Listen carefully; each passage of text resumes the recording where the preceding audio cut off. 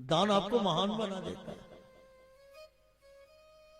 कि सत्पात्र दानस च भवेत् धनाढ्यो और धनाढ्य भावे च करोति पुण्यम पुण्य प्रभावे स्वर्गम प्रयाति पुनर्धनाढ्यम पुनरेव दाता। सत्पात्र दानस्य भवेत् धनाढ्यो। जब आपने किसी सत्पात्र को दान किया तब आप धनाढ्य हुए।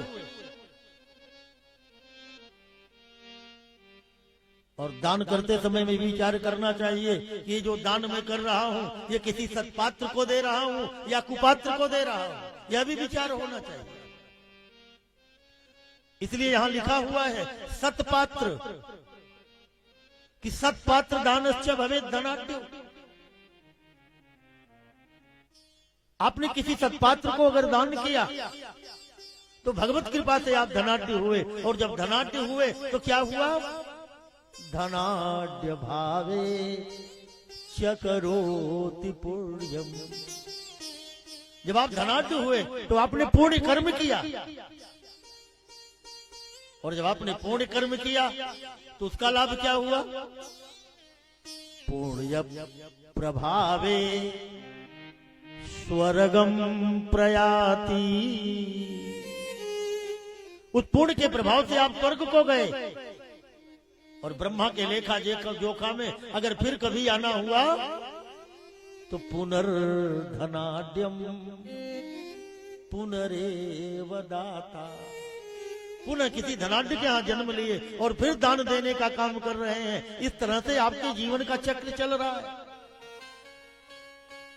लेकिन वहीं ये भी बताया गया कि जो दान नहीं करता उसको क्या फल मिलता है?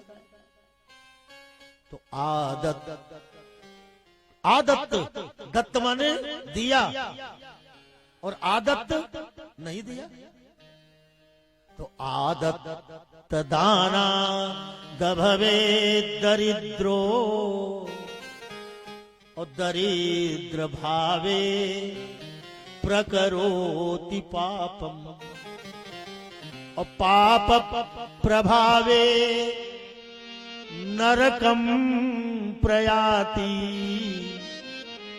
और पुनर्दरिद्रम पुनरेव पापी। आदत्त दानाद भवेत् दरिद्रो। जो दान नहीं करता आगे चल करके वो दरिद्र हो जाता है, और जब दरिद्र हो जाता है तो क्या करता है? दरिद्र भावे प्रकरोति पापम। अनेक प्रकार के पाप कर्म को करने लगता है, और जब पाप कर्म करने लगता है तो पाप का प्रभाव क्या होता है? पाप प्रभावे नरकम प्रयाति। पाप के प्रभाव से नरक को चला जाता है, और ब्रह्मा के लेखा जोखा में पुनः अगर आना हुआ तो पुनर्दरिद्रम पुनरेव पापी।